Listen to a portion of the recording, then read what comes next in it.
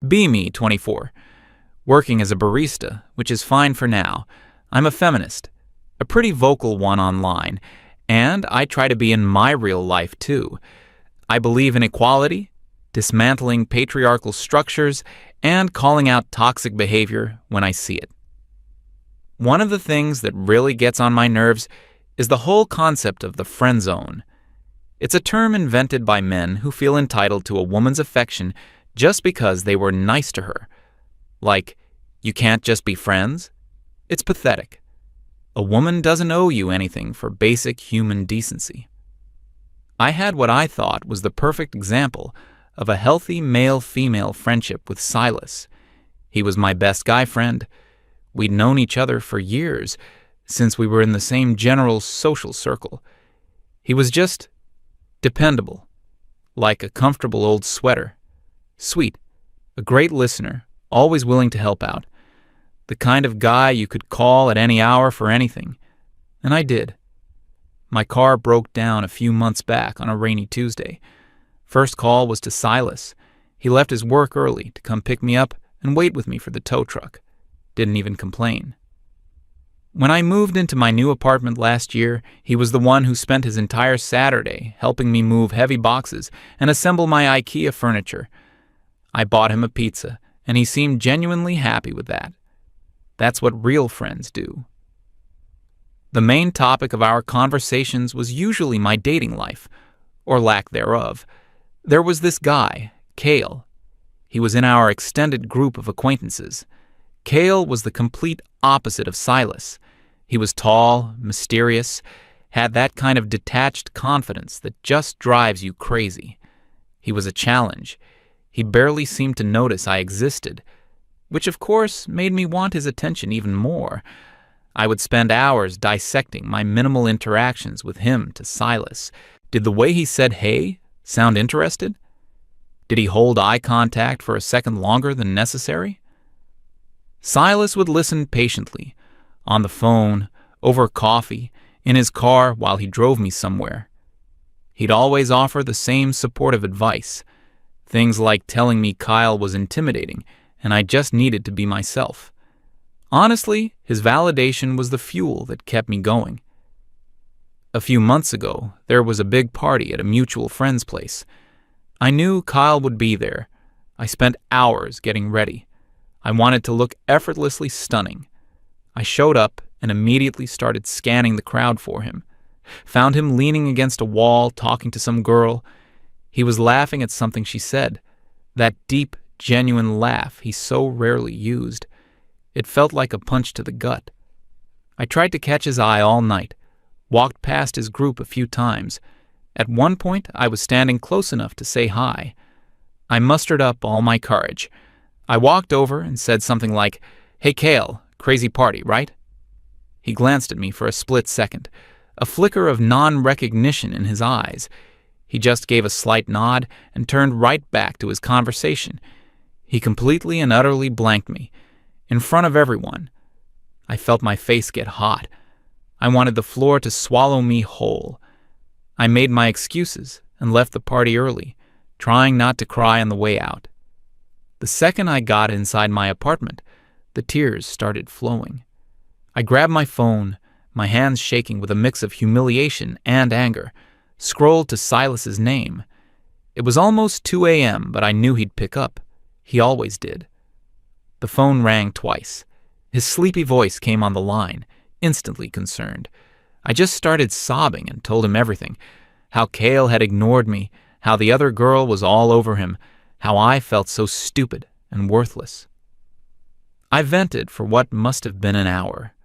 Ranted about emotionally unavailable men and their toxic games. Silas just listened. He made all the right noises. He told me Cale was an idiot who didn't know what he was missing. He said I was amazing and any guy would be lucky to have me. The usual script. It was exactly what I needed to hear. I finally calmed down, thanked him for being such an amazing friend, and hung up. I felt so much better. That's what friends are for. The next morning, feeling vindicated, I went on social media. I wrote a post about how grateful I am for male friends who understand boundaries. I added something about how the friend zone is a toxic concept, and that men who complain about it are the real problem. It got a few likes. I felt like I was doing my part to educate people. Life went on. I continued my pursuit of Kyle and continued my late-night therapy sessions with Silas. Then things started to get weird. It started subtly. I had a terrible day at work. My manager was being a jerk, and a customer was rude. I texted Silas a long paragraph detailing the whole ordeal, ending with, "Need to vent? You free to call?" Normally, he'd reply within minutes. This time, hours went by. Finally, a reply came through around 9 p.m. "Hey, sorry, just saw this. Was at the gym. Hope your evening got better." The gym? Since when was Silas a gym person? And no offer to call. Just a generic, polite sign-off. I felt a prickle of annoyance. It was just off.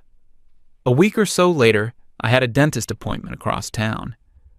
I hate taking the bus, and I knew Silas's work was near the clinic. I texted him the day before, asking if he could give me a ride home afterward. A simple favor he'd done a dozen times before. His reply was faster this time, but the answer was no. He said he couldn't. He had a thing after work. No explanation of what the thing was, just that he was unavailable. I had to take the bus. I was annoyed the whole way home. It felt unsupportive. We were friends. Friends help each other out. The little oddities kept piling up. He stopped being the first person to view my online stories. I'd call him, and it would go to voicemail more often than not.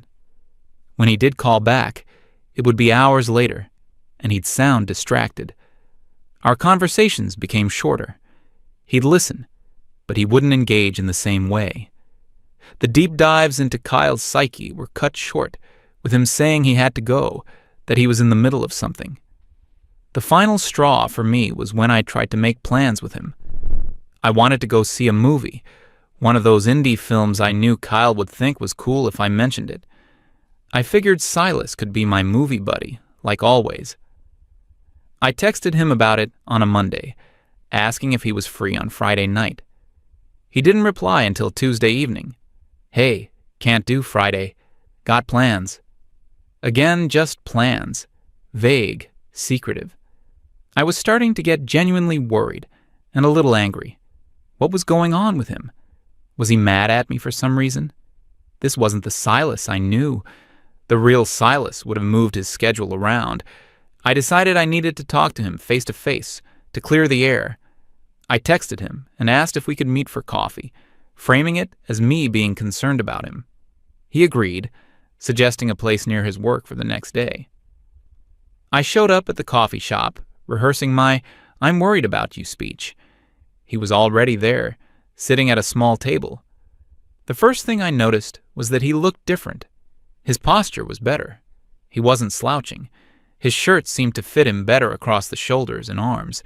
He looked bigger, healthier. It was disconcerting. He smiled when I sat down, but it didn't quite reach his eyes. It was polite, but distant. I started by asking how he was, saying he seemed really busy lately. He just nodded and said yeah, he'd been focusing on some new things. He told me he'd been going to the gym consistently. He also mentioned he'd picked up his old guitar again and was practicing a lot. It was all very surface level, all about him. I tried to steer the conversation back to our friendship. I told him I felt like he was pulling away, and I asked if I'd done something to upset him. He just shook his head. He said it wasn't about me at all. He explained that he'd realized he wasn't spending enough time on his own goals and was trying to fix that. It sounded like some self-help nonsense he'd read online. I felt a wave of frustration. This was so selfish. To prove my point, I brought up a new Kale-related drama. I told him I'd heard Kale might be single again, and I was trying to figure out how to approach him. I waited for the usual Silas reaction, the intense listening, the thoughtful questions, the supportive encouragement. Instead, he listened for about 3 minutes, glancing at his phone. Then he looked at his watch. He told me he had to get going, that he had an appointment. He stood up, paid for his own coffee, and said it was good seeing me. Then he just left. I was left sitting there, completely stunned. He had never, ever been the one to end our conversations. I was always the one who decided when the venting session was over. I sat in that coffee shop for another 20 minutes, just replaying the interaction in my head. It wasn't just that he was busy. It was the way he looked at me. It was different. There used to be this warmth, this eagerness in his eyes. Now it was just neutral, polite disinterest. The comfortable old sweater was gone. In its place was something I didn't recognize, and I realized something else that truly bothered me. Throughout our entire 20-minute conversation, he hadn't asked me a single question about myself. The entire dynamic had shifted, and I had no idea why. I walked home feeling a strange mix of anger and panic. This wasn't right. Friends are supposed to be there for each other. He was being a bad friend. Maybe he'd fallen into one of those toxic online communities that preach about self-improvement at the expense of others. That had to be it. He was being influenced by some kind of toxic male ideology. My sweet, dependable friend was being corrupted. I decided I wasn't going to let this go. Our friendship was too important. I needed to fix him. I needed to make him see that he was being selfish and distant. I had to get the old Silas back.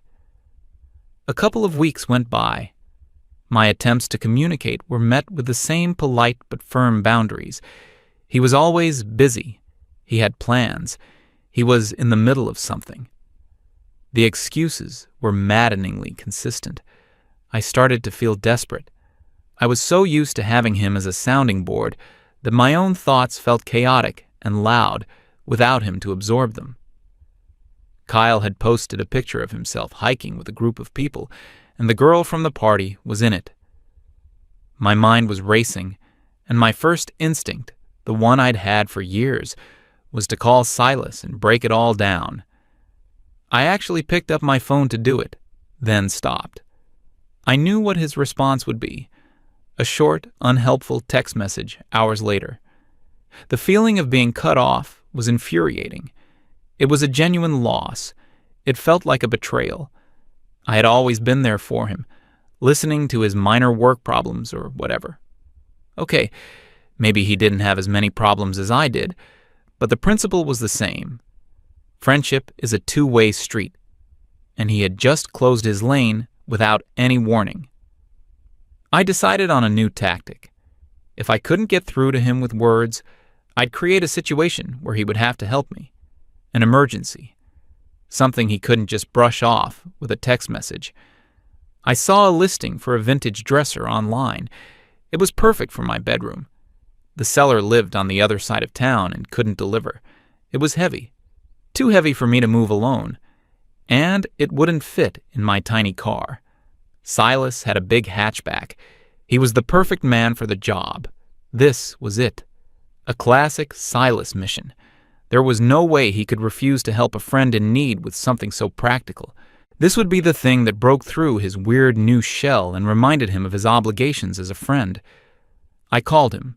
No text, a direct call. It rang. Once, twice, 3 times, voicemail. Hey Silas, it's me. I have a huge favor to ask.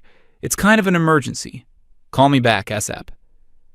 I made sure my voice sounded stressed and urgent. Then I waited. An hour passed, then 2. My confidence started to waver. Finally, my phone buzzed. It was a text from him. Hey, got your message. What's the emergency? Everything okay? I typed back immediately, explaining the dresser situation. I laid it on thick, talking about how it was a once-in-a-lifetime deal and I would lose it if I didn't pick it up tonight. I ended with, "You're the only person I can count on for this. When can you come?" I watched the 3 little dots appear and disappear. He was typing. The reply that came back made my stomach drop.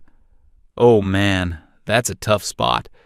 Sorry, but I absolutely can't tonight. I have plans I can't break.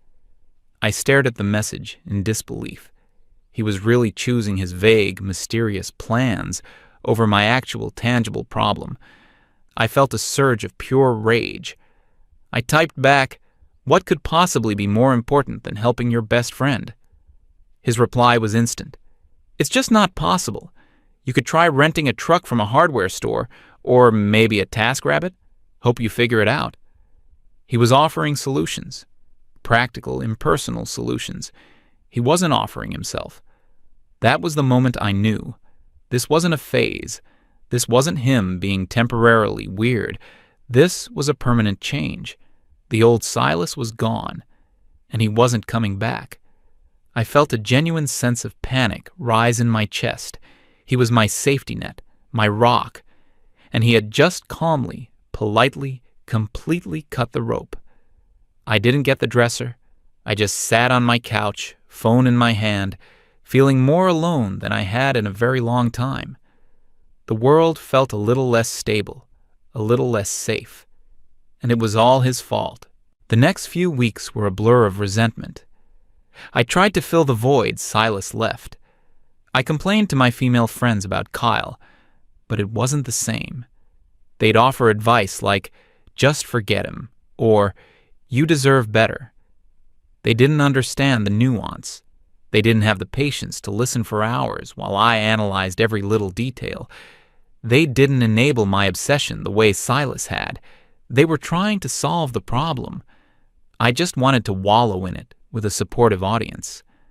I saw Silas's presence online, but it was like looking at a stranger's profile. He posted a picture of himself with his guitar, a genuine smile on his face. No angsty, thoughtful captions, just a simple statement about loving practice. Another time, he was tagged in a photo from a hiking trip. He was standing on a mountaintop, looking fit and happy. He was building a life, a real one, that didn't involve being on standby for my emotional emergencies. It felt like a personal insult. My own social life started to feel empty. My pursuit of Kyle, which had once felt like a thrilling, romantic challenge, now just seemed pathetic and exhausting. Without Silas to debrief with, the rejections felt sharper, the humiliations more acute. The fun was in the telling, in the drama of it all. Without an audience, it was just sad. One Friday night, a few months after our last real conversation, I was at a bar with a couple of girlfriends. We were there for our friend's birthday. I was in a terrible mood. Kyle had been invited, but he'd bailed at the last minute. I was sipping a drink, scrolling through my phone, and barely participating in the conversation. My friends were trying to cheer me up, but I was deep in my own self-pity. The bar was crowded and noisy. I was only half paying attention to my surroundings. Then my friend nudged me. "Hey, isn't that your friend Silas?" I looked up, annoyed. The last person I wanted to see was him. My eyes followed her pointed finger toward the entrance, and there he was. But it wasn't the Silas I knew, not at all. He was wearing a dark button-down shirt that actually fit him. His hair was styled differently. He carried himself with an easy confidence I'd never seen before. He wasn't hunched over or looking at the floor. He was scanning the bar, and he was smiling. And he wasn't alone. He was holding the door open for a girl who was with him. She was beautiful, not in a flashy, attention-seeking way. She had a natural, radiant look. She laughed at something he said, and the way she looked at him. It was pure admiration. It was a look I had craved from Kyle for years. A look I had never once given Silas. They walked past our table. Our eyes met for a brief second. He gave me a small, polite nod, the same one Cale had given me at that party. It was a nod of distant recognition. "I know you, but you are not part of my world right now." And then he was past me, leading his date to a spot at the bar. I watched them, completely frozen. My friends were chattering away. "Wow, he looks good. Who's the girl?" I couldn't speak. I watched as he ordered their drinks. He leaned in to hear her over the music, his hand resting gently on the small of her back. It was a gesture so natural, so possessive, and yet so gentle. I had never seen him touch a woman like that. I had only ever seen him carrying my heavy bags or fixing my broken shelf. She was telling him a story, her hands moving excitedly. He was completely focused on her, laughing at all the right parts. It was like watching a movie in which my dependable side character had suddenly become the leading man in his own romantic comedy. And I wasn't even an extra. It hit me then. A cold, hard realization that washed away all my anger and replaced it with a hollow kind of dread. The friendzone wasn't a myth I was bravely debunking. It was a system, a resource. It was a comfortable, one-sided arrangement where I got all the benefits of a partner's emotional support, validation, and labor, without having to provide any of the intimacy or respect in return. Silas wasn't my friend. He was my emotional butler, and he had just quit without notice. He hadn't been corrupted by toxic masculinity. He had just developed self-respect. He had stopped setting himself on fire to keep me warm, and in the warmth of his own fire, he had found someone who wanted to share it with him, not just use it. I felt sick to my stomach. My friends were still talking, but their voices sounded distant. All I could see was him, happy and thriving, in a world that I had no part in. The girl he was with didn't look like she called him crying at 2 a.m. about some other guy. She looked like she valued him. The rest of the night was a wash. I went home early, making some excuse about a headache. The truth was, my entire reality had been shaken. I got home and sat in the dark. The anger was gone. The self-righteousness was gone. All that was left was a profound sense of loss. Not the loss of a friend, but the loss of a utility. The loss of an unpaid, unappreciated emotional servant. My support system, the one I took for granted, and even mocked the concept of, had packed up and left. I picked up my phone, my thumb hovering over his name in my contacts.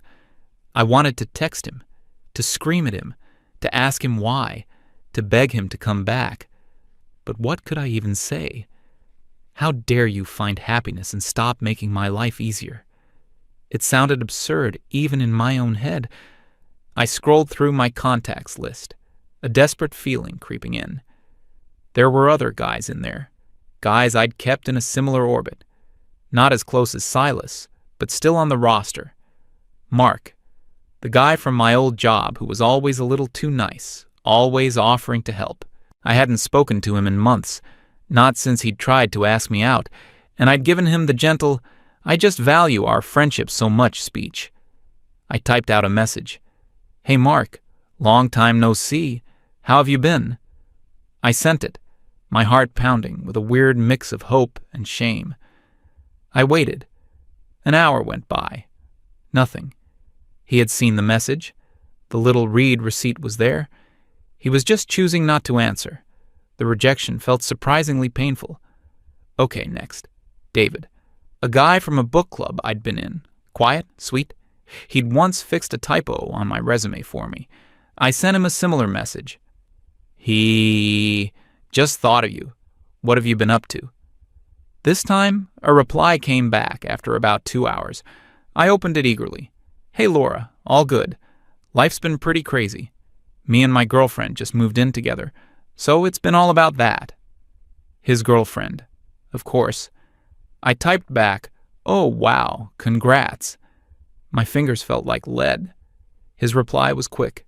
"Thanks. Hey, gotta run. She's calling me for dinner. Talk later." But I knew there would be no later. I put my phone down on the table. The screen was dark. The silence in my apartment was deafening. There was no one to call, no one to text, no one waiting on standby to absorb my feelings. The entire network of convenient male support I had built around myself had dissolved. It wasn't a coordinated conspiracy. They hadn't all talked to each other. They had just, one by one, decided to invest their time and energy into people who invested back. They had moved on, they had grown up, and I was left behind, stuck in the same loop of complaining about the same guy who didn't care about me. The shock was overwhelming. My feminism had taught me that I owed men nothing, but it never occurred to me that they, in turn, owed me nothing either. Not their time, not their emotional labor, not their free handyman services, not their friendship, especially when the friendship was just a one-way street leading to a dead end for them.